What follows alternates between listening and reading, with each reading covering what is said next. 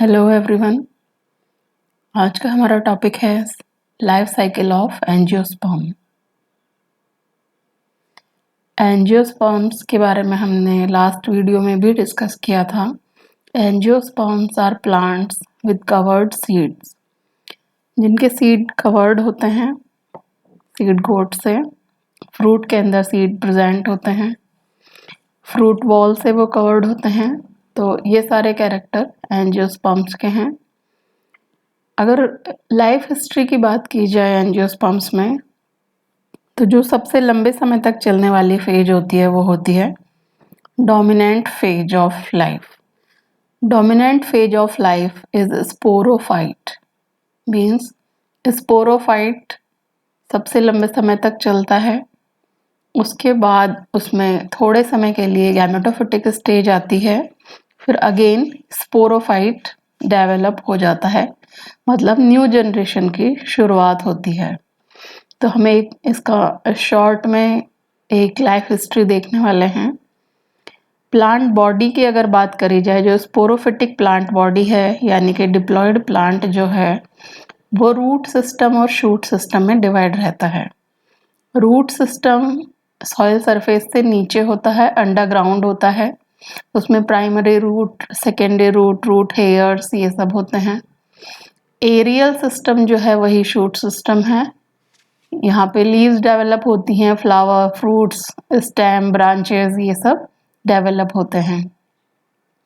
Flower और fruits का present होना ही सबसे स्पेसिफिक कैरेक्टर होता है एंजियोस्पर्म का। ये स्ट्रक्चर जिम्नोस्पर्म, टेरिडोफाइट्स इन सब में प्रेजेंट नहीं होती। जिम्नोस्पर्म्स में सीड होते हैं लेकिन वो नेकेड होते हैं, और जैसे फ्लावर यहाँ पर हैं एंजियोस्पर्म में, इस तरीके के फ्लावर जिम्नोस्पर्म में देखने को नहीं मिलते। तो जो प्लांट की लाइफ साइकिल है उसमें दो तरीके की स्टेजेस आती हैं। एक वेजिटेटिव स्टेज होती है, जब सीड से प्लांट डेवलप होता है तो कुछ समय के लिए वेजिटेटिव फेज आती है जिसमें लीव्स का डेवलपमेंट होता है, स्टेम का डेवलपमेंट होता है, ब्रांचेस, रूट्स ये सब ग्रोथ करते हैं।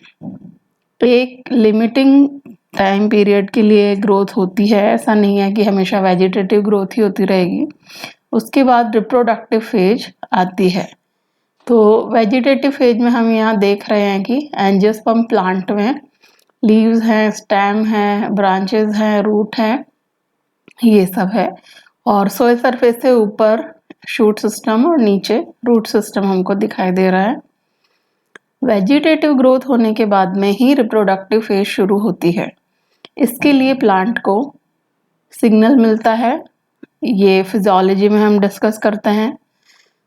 तो उस सिग्नल को मिलने के बाद में ही फ्लावरिंग शुरू होती है, और जो हमारा वेजिटेटिव शूट एपेक्स है यानी कि शूट एपिकल मेरिस्टेम, वो अब ट्रांसफॉर्म हो जाता है। वो ट्रांसफॉर्म होके रिप्रोडक्टिव फेज में आ जाता है, तो वो फ्लोरल एक्सिस बना लेता है। क्योंकि जो फ्लावर है वही मेन रिप्रोडक्टिव स्ट्रक्चर है, वही रिप्रोडक्शन करेगा। तो अब फ्लावर डेवलप होना शुरू हो जाते हैं। फ्लावर मोस्टली बाइसेक्सुअल है डाइकॉट्स में। तो यहाँ पर मेल और फीमेल पार्ट एक ही फ्लावर के अंदर है, एंडोशियम और गायनोशियम। ये अलग भी हो सकते हैं, तो मेल फ्लावर अलग होगा, फीमेल फ्लावर अलग होगा। मेल पार्ट को हम एंडोशियम कहते हैं और फीमेल पार्ट को गायनोशियम कहते हैं। मेल और फीमेल गैमेट का डेवलपमेंट इन एंडोशियम और गायनोशियम के अंदर ही होता है।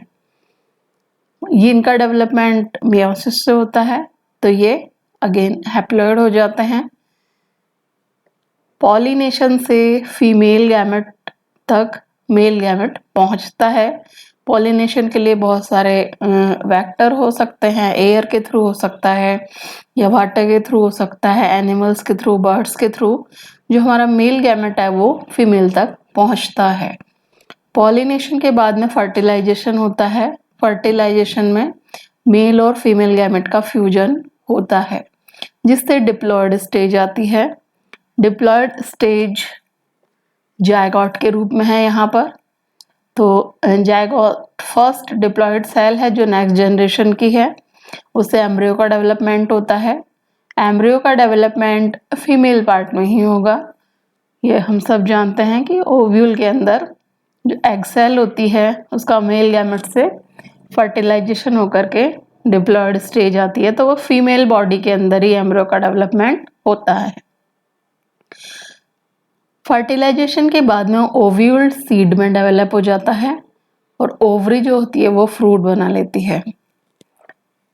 सीड जो होता है उसके अंदर वो एम्ब्रियो मौजूद होता है, क्योंकि ओव्यूल से सीड बन चुका है, और जो फ्रूट के अंदर है ये ओवरी वॉल से घिरा हुआ रहता है। तो इस तरीके से कवर्ड है। डिप्लॉयड एम्ब्रियो नई जनरेशन की हमारी फर्स्ट सेल है और उससे वापस न्यू जनरेशन आ जाती है। ये लाइफ साइकिल यहाँ हमको देखने को मिलती है कि स्पोरोफाइट से वेजिटेटिव फेज होने के बाद में रिप्रोडक्टिव फेज आ रही है, जिसमें फ्लावर का डेवलपमेंट हो रहा है, उसके ऊपर मेल और फीमेल का डेवलपमेंट हो रहा है, वहाँ पर मियोसिस हो रहा है जिससे हैप्लॉइड मेल और फीमेल गैमेट बनते हैं, और पॉलिनेशन एंड फर्टिलाइजेशन के बाद में डिप्लॉयड स्टेज आ जाती है, जायगोट बन जाता है, उससे नई जनरेशन बन जाती है, उसका डेवलपमेंट होता है, और ये इस तरीके से लाइफ साइकिल चलती रहती है। तो ये बहुत ही ब्रीफ है, आपको एक एंजियोस्पर्म का लाइफ साइकिल बताया गया है। इसके बारे में जो भी आपकी राय है वो आप ज़रूर कमेंट करके बताएं, और किसी टॉपिक पर अगर आपको हेल्प चाहिए तो वो भी आप कमेंट कर सकते हैं। Thank you so much.